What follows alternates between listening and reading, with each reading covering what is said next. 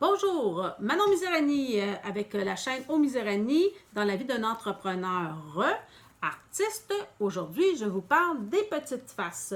Ces petites faces-là sont nées d'un projet que j'ai lancé, un groupe qui s'appelle Défi un dessin par jour durant 30 jours. Si vous voulez participer, vous êtes les bienvenus. Je vous parle aujourd'hui, j'ai fait une autre vidéo, ou plusieurs, en tout cas vidéos, sûrement vous avez vu mes petits personnages de petites faces, mais surtout, c'est que j'ai fait le livre dans un premier temps, c'est-à-dire que j'ai répertorié les images. Ce qui était colossal et difficile dans ce projet-là, c'est que moi, au début, je n'étais pas partie avec l'idée d'en faire 1001, ça s'est fait au fur et à la mesure, et finalement, ce qui est vraiment été difficile d'arriver à répertorier ces choses-là, c'est que je dessinais le soir. Donc, mettons que j'étais assis devant la télé ou n'importe où j'étais, dans le métro, dans l'autobus, je prenais toutes sortes de formats et toutes sortes de calepins, de carnets pour justement dessiner. C'est-à-dire que j'ai des formats comme ça, autant des petits formats comme ça, que de très grands formats où ça a donné des dessins de cette grandeur-là. Ici, j'en ai un justement. C'est ça. Fait que, tout dépendant de où j'étais pour dessiner et qu'est-ce qui était à côté de moi pour pouvoir faire mon dessin. Et la même chose, le médium a changé constamment, puisqu'il y a des journées, j'avais le goût de faire du pastel, d'autres fois faire du fusain et d'autres fois de faire simplement du graphite. Là, aujourd'hui, et en fait, toute la semaine, j'ai travaillé parce que je voulais, j'ai fait ce projet-là, c'était l'idée de faire un livre. Ensuite, j'ai fait des petites expositions qui exprimaient, en fait, je pouvais mettre quelques-unes, surtout les peintures. Et en faisant la répertoriation de toutes ces œuvres-là, je me suis rendu compte que finalement, ce que j'ai de moins, c'est les peintures.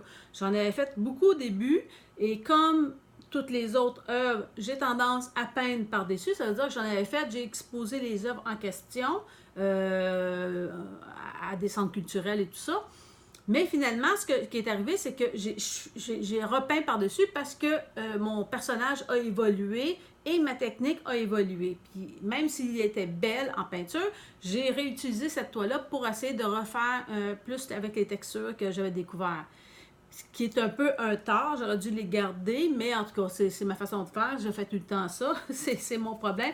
Bref, il ne me reste plus autant de peinture, mais j'ai beaucoup, en fait, je pense que j'ai, pas énormément, mais j'ai beaucoup de pastels gras. Et là, l'idée, c'est de justement faire une exposition où je pourrais présenter mes 1001 images, autant peinture que faire les graphites ou même l'aquarelle que j'ai faite dernièrement.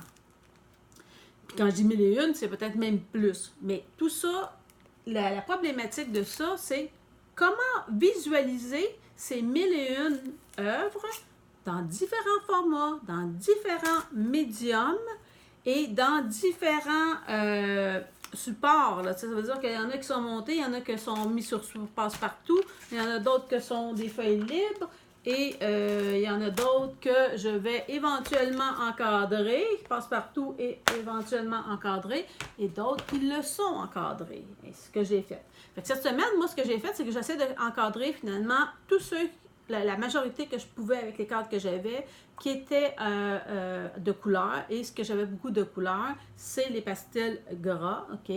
Donc, c'est plus ceux-là que je me suis attardée pour justement ajouter aux peintures qui pourraient être faites, mises ensemble, comme déjà ils sont déjà installés, c'est que déjà j'ai des pastels avec justement de la peinture. Parce que je trouve que le côté coloré, ça fonctionne bien avec les petites faces, mais j'ai beaucoup de noir et blanc et beaucoup de pastels, encre et médium mix. Là, je n'ai pas amené un médium mix à côté de moi, mais il y a des médiums mix. Et c'est vraiment, en tout cas, un projet qui est un peu épuisant, je vous dirais, parce que le fait de trouver, en fait, moi, je suis très, comme, quand tu vas encadrer, c'est-à-dire que tu as ce dessin-là, OK, qui peut être mis comme de cette grandeur-là, comme je peux décider d'en faire un plus petit. C'est ça.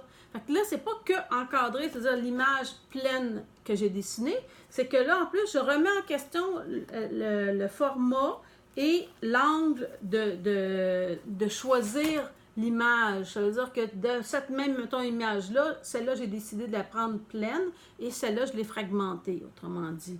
Et d'autres que j'ai fragmentées.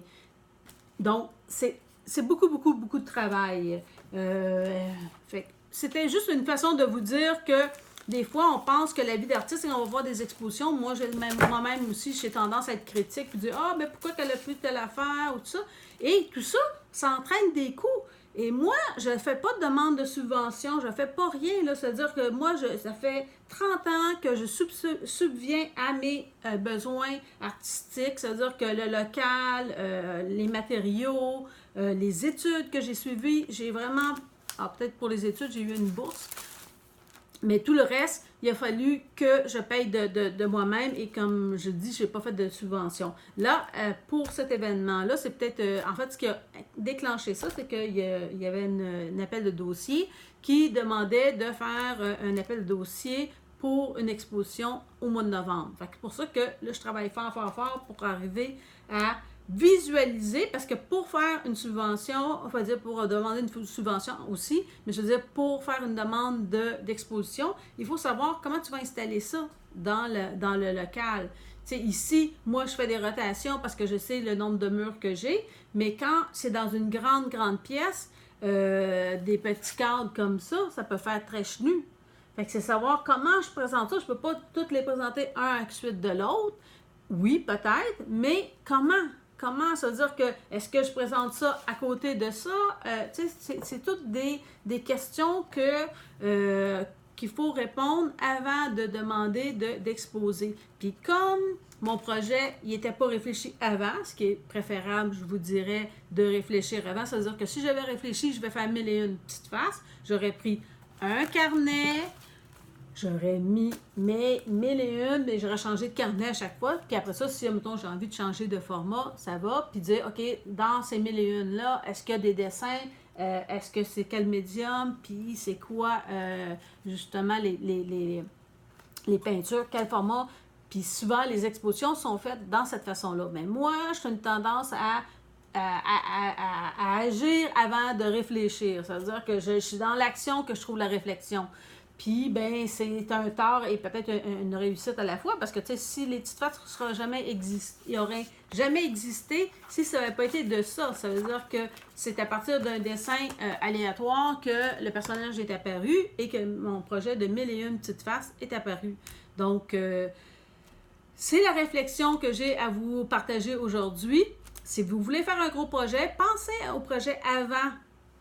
C'est-à-dire, là, si je dessine, je vais dessiner dans quoi, dans quel format, à quelle heure, puis qu'est-ce que ça va faire, ce projet-là?